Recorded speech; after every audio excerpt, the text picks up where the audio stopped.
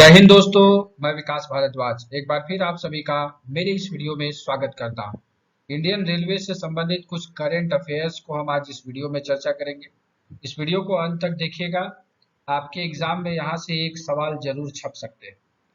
तो current affairs या GK के वीडियोज में क्या कुछ पढ़े, सभी लोगों को अभी तक कंफ्यूजन है। 10 नंबर के एग्जाम के लिए कितनी मोटी किताब पढ़ी जाए। तो कोशिश मैं यही करता हूं कि कुछ ऐसे तथ्यों को आपके सामने लाऊं जो आपके एग्जाम में कहीं ना कहीं पूछे जा सकते हैं। तो इस वीडियो में भी उसी प्रकार की चीजों को लेकर के आया। वीडियो शुरू करने से पहले अगर आपको लगता है कि आपकी तैयारी में कुछ कमी रह गई है तो आप प्ले स्टोर पे जाएं, वहां से आरपीएफ एलडीसी ऐप को डाउनलोड करें, जो कि वन स्टॉप सॉल्यूशन है आपका आरपीएफ के प्रमोशन एग्जाम के लिए। और सारी चीजों को वहां पे तथ्यवार कवर किया गया है। एक बार फिर मैं आपको बता दूं, अगर लगता है आपको कि आपकी तैयारी अच्छी है तो इस ऐप पे जाने की कोई ज़रूरत नहीं है। लेकिन अगर आपके मन में कुछ शंका है तो आप वहां जा करके चीज़ों को देख सकते हैं। तो चलिए शुरू करते हैं आज के इस वीडियो।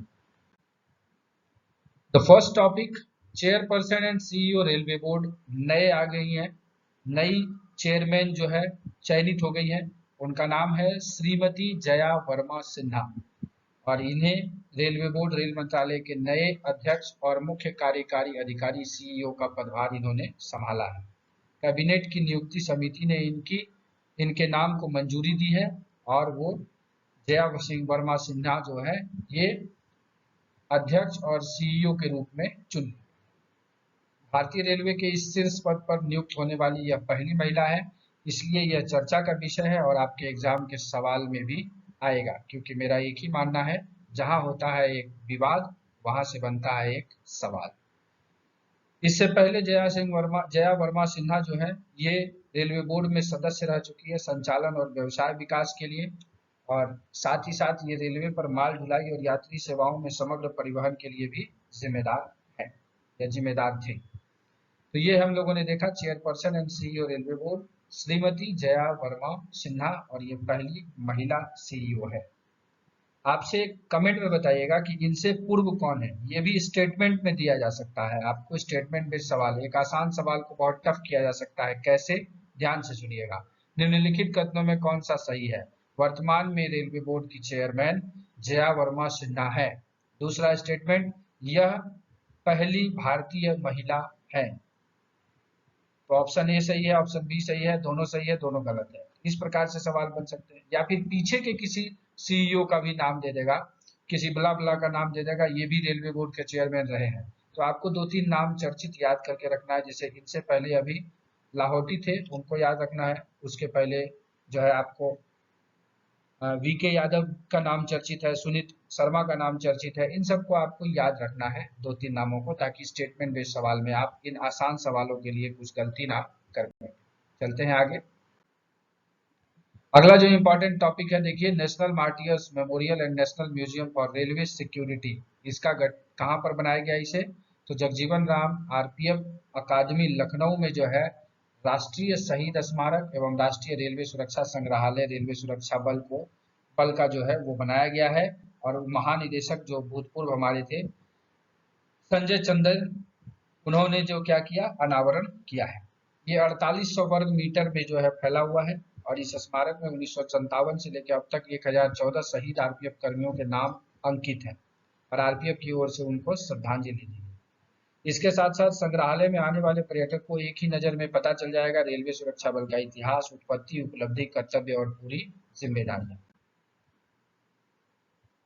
इसके अलावा संग्रहालय कुल 9000 वर्ग फुट में फैला हुआ है। इसमें 37 विषयगत डिस्प्ले पैनल है, 11 डिस्प्ले कैबिनेट पुलिसिंग सूचना ग्राफिंग, ये सारी चीजें यहाँ पर दी गई है। ये उतना इंपॉर्टेंट नहीं है, लेकिन इंपॉर्टेंट बस आपका है कि अगर पूछ दे national martyrs memorial and national museum for railway security कहाँ बनाया गया है, तो लखनऊ में बनाया गया है।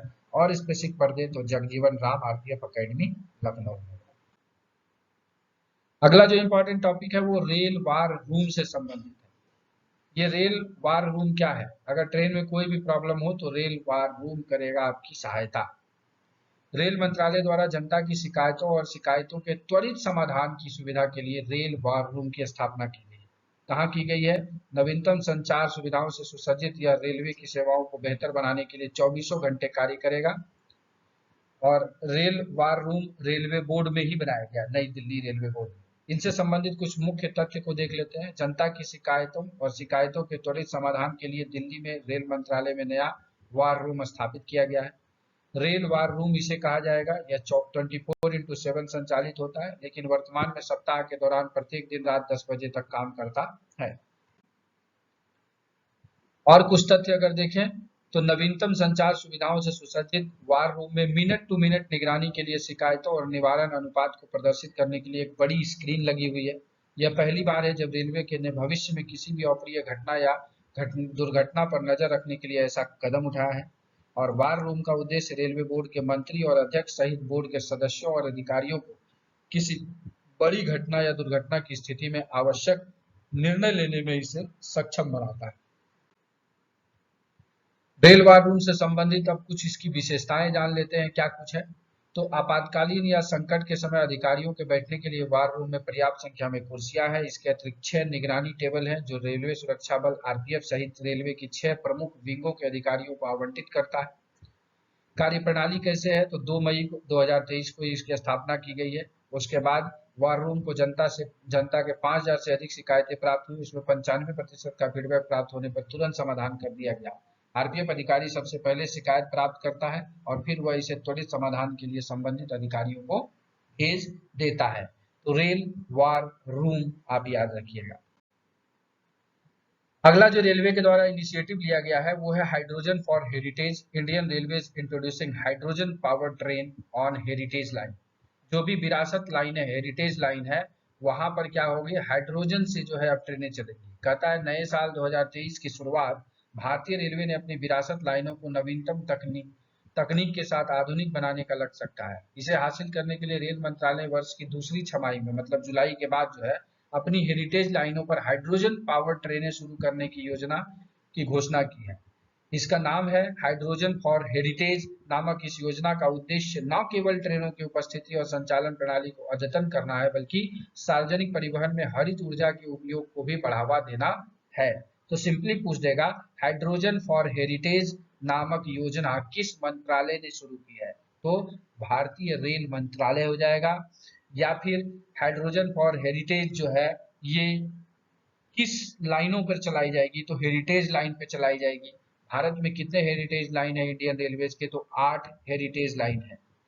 अब आखिर हाइड्रोजन से क्यों चलाई जाएंगी ट्रेनें, इससे क्या लाभ होगा। तो सबसे पहले जीवाश्म ईंधन पर जो निर्भरता है वो कम होगा, जैसे डीजल पेट्रोल, इन पर जब गाड़ियां चलती हैं उससे कम होगा। साथ ही साथ हरित ऊर्जा का यहाँ पर उपयोग होगा। ट्रेन अधिक कुशल होंगी और जीवाश्म ईंधन समकक्षों की तुलना में कम रखरखाव की आवश्यकता होगी। हाइड्रोजन चलने पर ट्रेनों को क्या होगी, रखरखाव में मेंटेनेंस कम लगेगा। साथ ही साथ यात्रियों के लिए बेहतर यात्रा अनुभव होने की उम्मीद होगी, क्योंकि वे अधिक आरामदायक और गहन यात्रा के लिए विस्टाडोम कोचों से सुसज्जित होंगे। जो आपको कोच इस पिक्चर में दिख रहा है, ये चारों तरफ से जो है घिरा हुआ आपको वंदे भारत जैसा ट्रेन लग रहा है, ये विस्टाडोम कोच इसको बोलते हैं। और वो सारी ट्रेनें चलेंगी किससे, हाइड्रोजन से। Hydrogen for heritage Indian railway द्वारा शुरू किया गया। आते हैं अमृत भारत स्टेशन स्कीम, बहुत चर्चा में है अभी। केंद्रीय रेल मंत्रालय ने पूरे भारत में रेलवे स्टेशनों को आधुनिक बनाने के लिए अमृत भारत स्टेशन योजना नामक एक योजना शुरू की है। 1000 से अधिक स्टेशनों को इसमें नामित किया गया है। इस योजना के अंतर्गत कार्य का दायरा क्या है वो देख लेते हैं। तो सबसे पहले प्लेटफॉर्म को अच्छा किया जाएगा, इंटरनेट कनेक्टिविटी 5G सेवा से जोड़ा जाएगा, मल्टी डिजाइन फर्नीचर लगाए जाएंगे, इंक्लूसिविटी किया जाएगा, इसमें समावेशन किया जाएगा, सस्टेनेबिलिटी का उपयोग किया जाएगा, और इनहेंसिंग यूजर एक्सपीरियंस, यात्रियों को अच्छी सुरक्षा और अच्छा एक्सपीरियंस दिया जाएगा। इन सबको अमृत भारत स्टेशन के तहत स्कीम में लाया गया। एंड द लास्ट टॉपिक आज के इसका, centre for excellence for hyper loop technology. Bharat में भी अब हाइपर लूप टेक्नोलॉजी से ट्रेनें चलेंगी। रेल मंत्रालय ने कहा कि वह स्वदेशी हाइपर लूप प्रणाली विकसित करने के लिए भारतीय प्रौद्योगिकी संस्थान मद्रास आईआईटी मद्रास के साथ सहयोग करेगा। मतलब ये सवाल पूछा जा सकता है कि हाइपर लूप टेक्नोलॉजी के लिए भारतीय रेलवे ने किसके साथ साझा किया है, समझौता किया है, तो आईआईटी मद्रास के साथ। मंत्रालय आईआईटी मद्रास में हाइपरलूप टेक्नोलॉजी के लिए उत्कृष्टता केंद्र स्थापित करने में भी मदद करेगा। इस केंद्र का निर्माण आईआईटी मद्रास द्वारा अपने मौजूदा रेलवे अनुसंधान केंद्र के माध्यम से किया जाएगा। अब ये हाइपरलूप टेक्नोलॉजी होता क्या है, इसके बारे में हम लोग फटाफट जान लेंगे।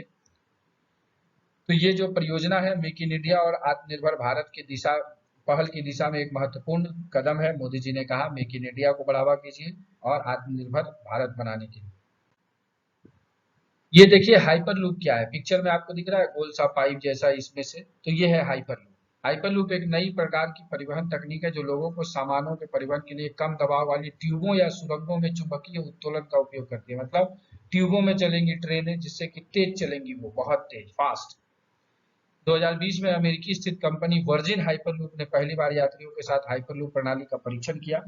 और हाइपरलूप और मानक रेल के बीच दो प्रमुख अंतर है। यह है यात्री पॉड्स में बैठते हैं, मतलब हाइपरलूप में क्या है, यात्री एक पॉड में बैठते हैं, डब्बा जैसा गोल सुरंग जैसा डब्बा है, और वो ट्यूब और सुरंग के माध्यम से यात्रा करते हैं जिसमें घर्षण को कम करने के लिए अधिकांश हवा को हटा दिया जाता है और इससे ट्रेनें बहुत फास्ट मूव करती हैं।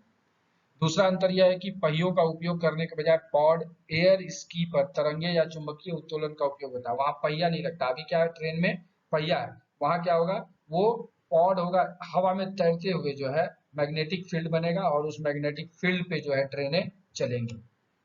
हाई स्पीड की तुलना में हाइपरलूप का निर्माण तेज और कम खर्चीला है और ऊर्जा की आवश्यकता भी इसमें कम पड़ती है।